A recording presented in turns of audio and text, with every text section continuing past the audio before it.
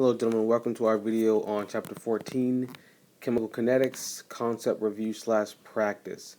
So please use this video to help clarify any concepts that you seem to be confused on, and to give you some additional practice on solving these problems and completing your problem set.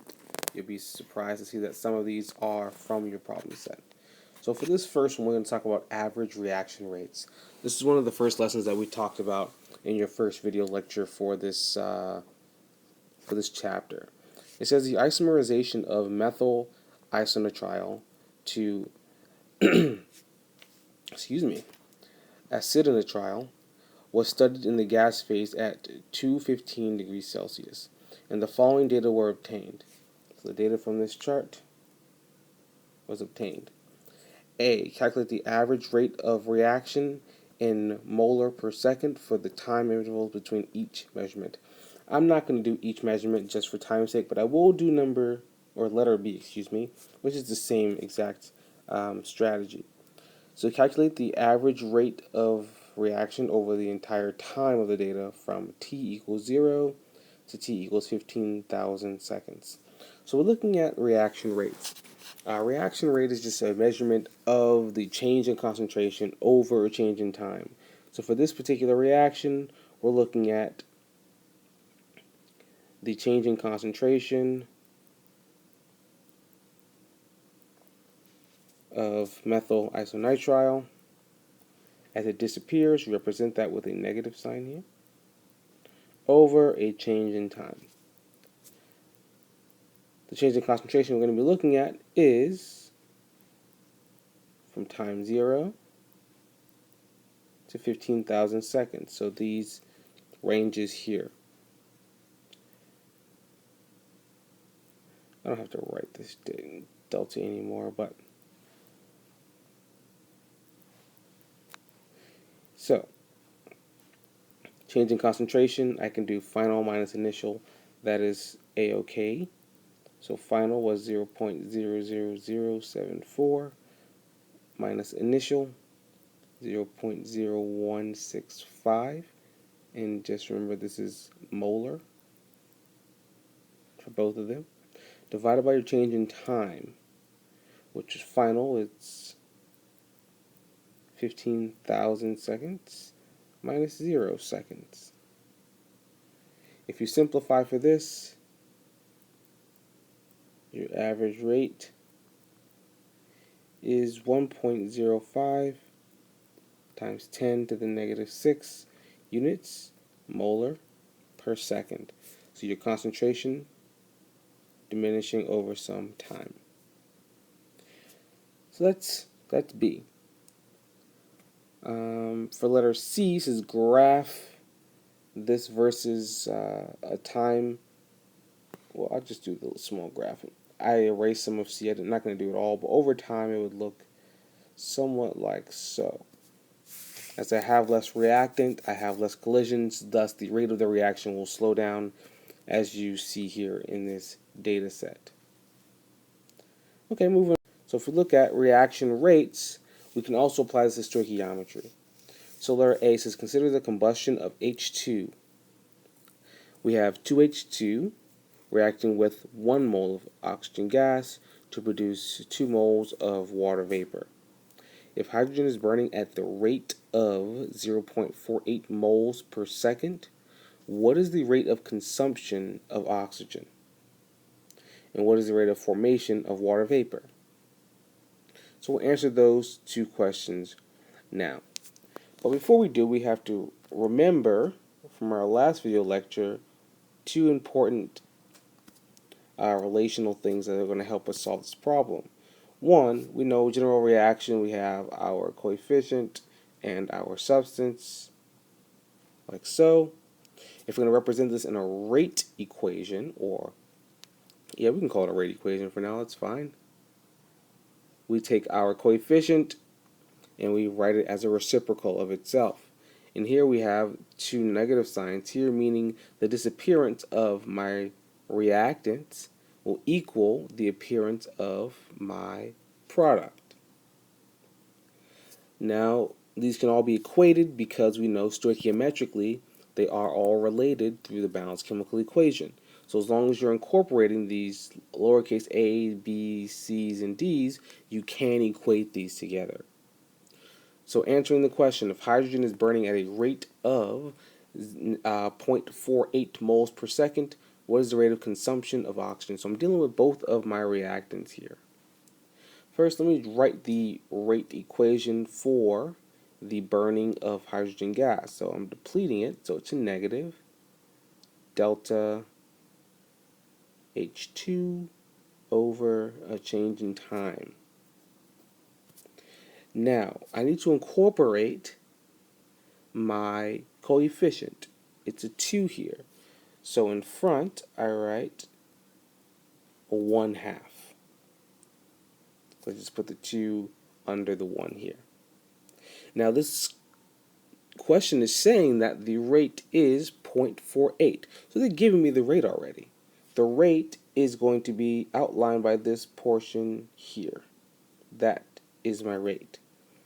So I know that this rate is also equal to the disappearance of O2.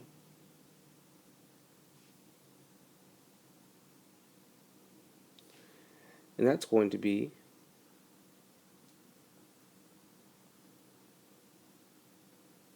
that there.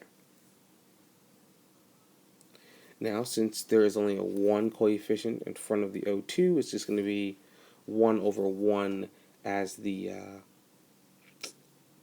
coefficient in front of your rate equation. But now, to solve the problem, I want to solve for this here. I want to solve for it. So what I'm going to do is I want to plug in the value given to me in the equation, or in the problem, excuse me. It says that that is the rate of consumption. So what I do is I take my expression down here, but I fill in my rate of consumption there, and that is going to equal 0.24 moles per second, which is equal to my change in concentration over time of oxygen gas. So it's equal to the rate at which oxygen gas is consumed. So the answer is 0.24 moles per second. And what is the rate of formation of water vapor? The second part would just be, and I'll talk about this conceptually, it will be the same thing. Since we have a 2 here and a 2 here, that means that as fast as I have my H2 disappearing, that's equal to, and I'll draw that direction, that's equal to the rate at which H2O is appearing. So this is disappearing. This is a positive number, so it's appearing. So it'll be the same. It would be 0.48 moles per second. Now rate laws. This is section 14.3. We didn't talk a lot about this in the last video, so I'll talk a little bit about it now. So rate laws express the mathematical relationship between the rate of a reaction and the concentration of the reactants. In general, again, if we're talking about this kind of format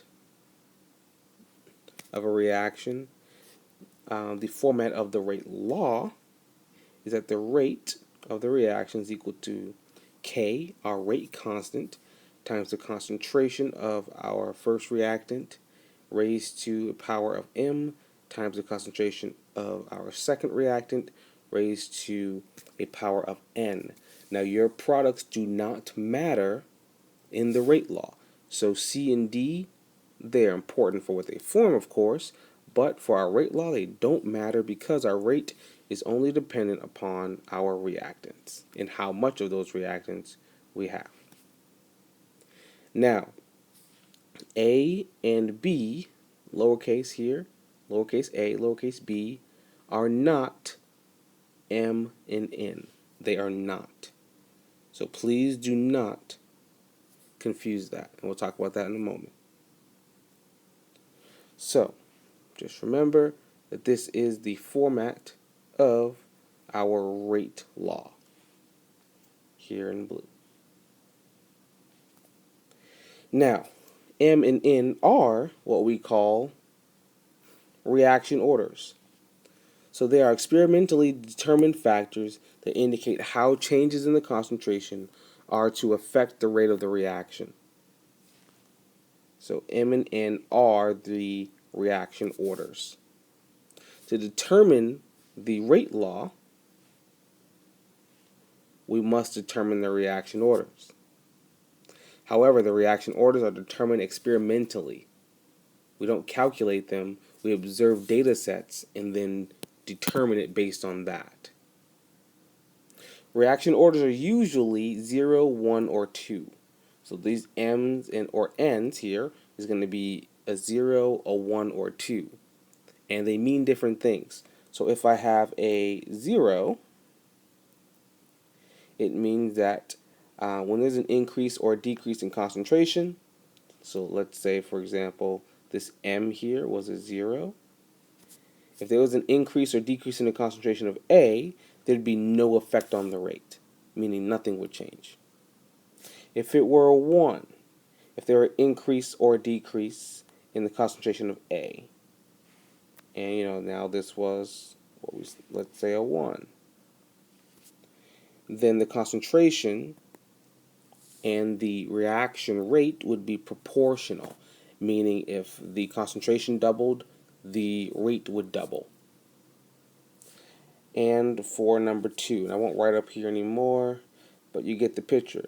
If the concentration of A was changed, the reaction rate would have an exponential effect.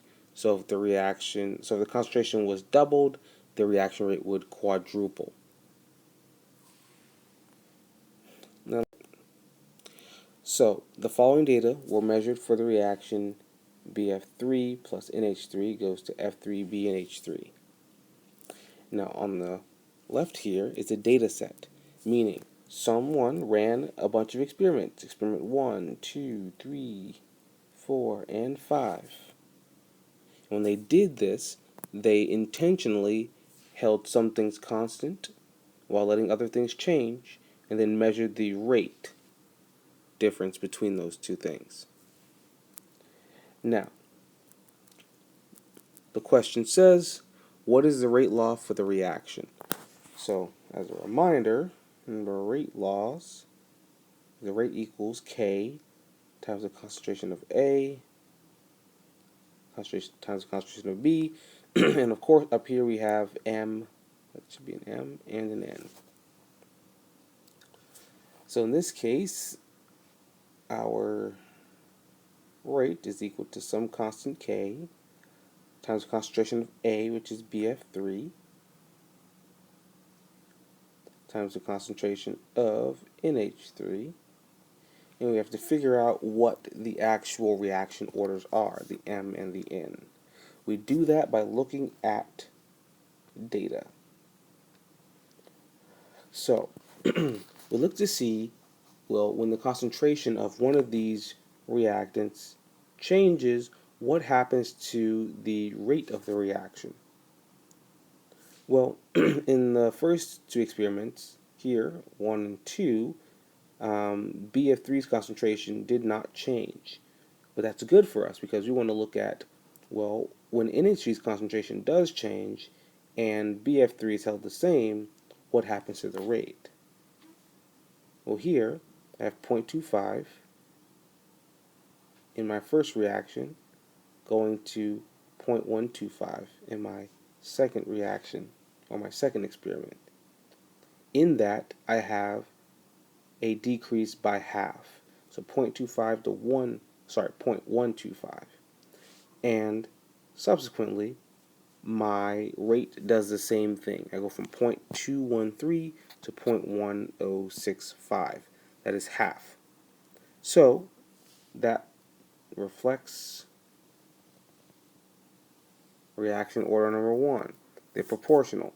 My concentration decreased by half, and likewise my rate did as well. So I would put a 1 here. You don't really have to put the 1, it's understood, just like with subscripts in the chemical formula. So you don't have to put the 1 there, but you can if you'd like, it's fine. And NH3 now. We find where NH3 is being held constant, and then we look at how BF3, sorry, I wrote that wrong. This 1 goes to NH3, because that's what we just looked at, how NH3 changes and how the rate changes with it. So now we do the same thing for BF3. We look at where NH3 is constant, any of these spots, and how BF3 changes. So let's look at this spot here, these two and these two. So as my concentration here stays the same for NH3, my concentration for BF3 halves from 0.35 to 0.175, that's half. Well, let's look at what happens with the reaction rate at that time. Well, the rate also halves from 0.1193 to 0.0596.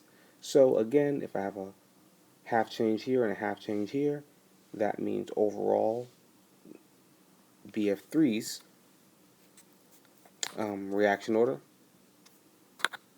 has changed, or order of reaction has changed to 1. So with this, once I find out, this is letter A. That is my rate law. Now the overall reaction rate, or sorry, the overall order of reaction is just adding up these two coefficients. These two exponents of 1 and 1 is 2. And that's going to matter when we talk about the units of your rate constant K. And C is calculate the rate constant with proper units. My rate constant here is K. If I solve for it, then it's going to be K equals the rate over concentration of BF3 times the concentration of NH3. And you would honestly just pick any sample data above here.